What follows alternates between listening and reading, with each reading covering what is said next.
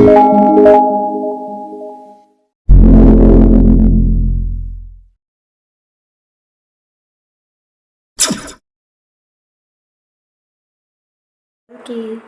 اسرائیل کے گھرانے کی کھوئی ہوئی بھیڑوں کے پاس جانا۔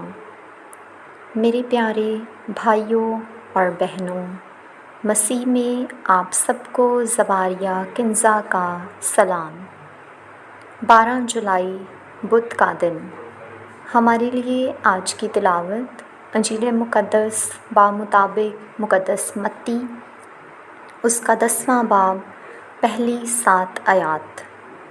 پھر اس نے اپنے 12 شاگردوں کو پاس بلا کر انہیں ناپاک روحوں پر اختیار بخشا کہ انہیں نکالیں اور ہر طرح کی بیماری اور ہر طرح کی کمزوری کو دور کریں۔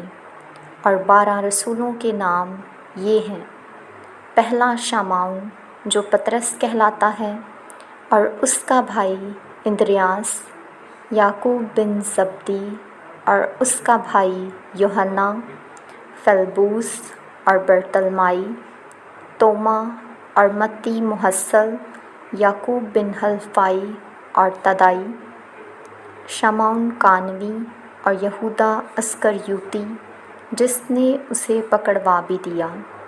ان 12 کو یسوع نے بھیجا اور انہیں حکم دے کر کہا کہ غیر قوموں کی طرف نہ جانا اور سامریوں کے کسی شہر میں داخل نہ ہونا، بلکہ اسرائیل کے گھرانے کی کھوئی ہوئی بھیڑوں کے پاس جانا۔ پاک کلام کے پڑھے اور سنے جانے پر خداوند کی خاص برکت ہو۔ خدا کا شکر ہو، آمین۔ باپ اور بیٹے اور روح القدس کے نام سے آمین۔ خوشپر سے ایرک سلویسٹر آج کی تلاوتوں پر دھیان و گیان کے ساتھ آپ سب کی خدمت میں حاضر ہے۔ عزیز ایماندارو، آج کی پہلی تلاوت میں ہم پڑھتے ہیں کہ جب مصر کے لوگ بھوکے ہوئے تو اس مصیبت میں وہ فرعون کے آگے چلائے۔ اس نے انہیں یوسف کے پاس بھیجا۔ تب یوسف نے مصریوں کو ذخیرہ کے کھتے کھول کر دیا اور یوسف کے پاس تمام زمین کے لوگ غلہ خریدنے آئے۔ ہم دیکھ سکتے ہیں کہ فرعون نے کس قدر یوسف کی عزت افزائی کی۔ خدا نے یوسف کو غیر معمولی خوبیوں سے نوازا تھا۔ خوابوں کی تعبیر اور حکمت کی برکت اسے ملی تھی۔ یعقوب کے 10 بیٹے یعنی یوسف کے بھائی بھی کنعان سے مصر میں غلہ خریدنے آئے اور سب زمین تک اس کے آگے سر جھکا کر آداب بجا لائے، کیونکہ یوسف مصر کا حاکم تھا۔ یوسف نے اپنے بھائیوں کو پہچان لیا، لیکن انہوں نے اسے نہ پہچانا۔ آخر یوسف نے ان سے کہا، ایک یہاں قید خانے میں رہے گا اور باقی غلہ لے جائیں اور چھوٹے بھائی بنیامین کو بھی ساتھ لے کر آئیں، اور یقین رکھو میں تمہارا نقصان نہیں کروں گا۔ اگرچہ یوسف بلند عہدے پر فائز تھا تو بھی اس نے کہا کہ ایک ہستی مجھ سے اوپر ہے اور وہ ہستی خدا ہے۔ میں خدا سے ڈرتا ہوں۔ یوسف نے نہ صرف اپنے بھائیوں کو دل سے معاف کیا بلکہ پورے خاندان کو مصر میں بلا لیا۔ یوسف ایک راست باز تھا۔ ایمان نے اسے زندہ رکھا اور اسی وجہ سے اس نے خدا کی نگاہ میں مقبولیت پائی۔ خدا کے منصوبے انسانی منصوبوں سے یکسر مختلف ہوتے ہیں۔ عزیز مومنین، آج کا انجیلی اقتباس مخصوصیت کے وقت کا آغاز ہے۔ خداوند یسوع مسیح نے 12 شاگردوں کو چنا، انہیں ناپاک روحوں پر اختیار بخشا اور کمزوری اور بیماری کو دور کرنے کی قوت دی۔ خدمت ایک بہت بڑی ذمہ داری ہے۔ خداوند یسوع مسیح نے اپنے 12 شاگردوں کو قوت اور فضل سے معمور کیا۔ خداوند یسوع مسیح کے شاگرد پوری دنیا میں پھیل گئے۔ کچھ عرصہ پہلے انہیں بلایا تھا اور وعدہ کیا تھا کہ تمہیں آدمگیر بناؤں گا۔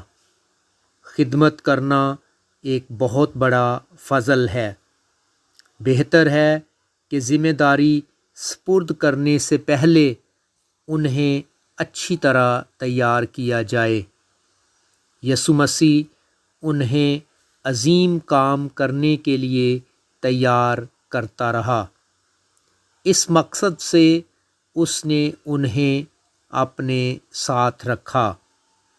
خدمت کے کام کے لیے بہترین تیاری یسوع مسیح کے ساتھ رہنے، اس کے ساتھ رفاقت رکھنے اور اس سے واقف ہونے سے ہوتی ہے۔ جو یسوع مسیح کی خدمت کرنا چاہتے ہیں انہیں پہلے اس کے ساتھ رہنا چاہیے۔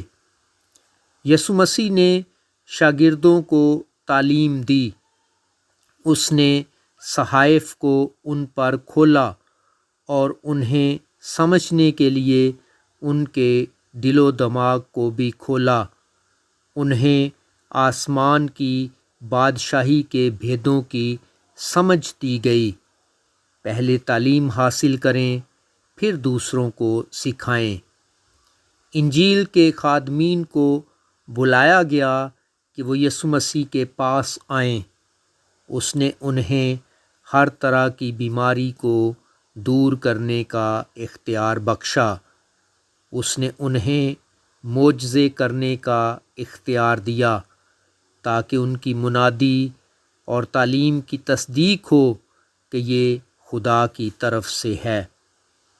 پطرس کا نام سب سے پہلے آیا ہے کیونکہ وہ سب سے پہلے بلایا گیا تھا، کہ وہ سب سے زیادہ دلیر تھا اور ہر موقع پر دوسروں کا ترجمان بن جاتا تھا۔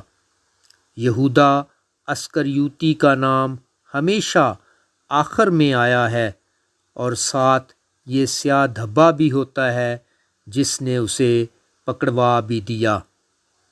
یسوع مسیح نے بیچتے وقت یہ کہا کہ سامریوں کے کسی شہر میں داخل نہ ہونا۔ یہ بندش صرف پہلے مشن کے موقع پر تھی۔ بعد میں انہیں حکم ہوا کہ ساری دنیا میں اور سب قوموں کے پاس جاؤ۔ عزیز مومنین، ہم اس بات سے بخوبی آگاہ ہیں کہ مقدسہ مدر ٹریزا آف کلکتہ نے انڈیا میں شفا کا علم بلند کیا۔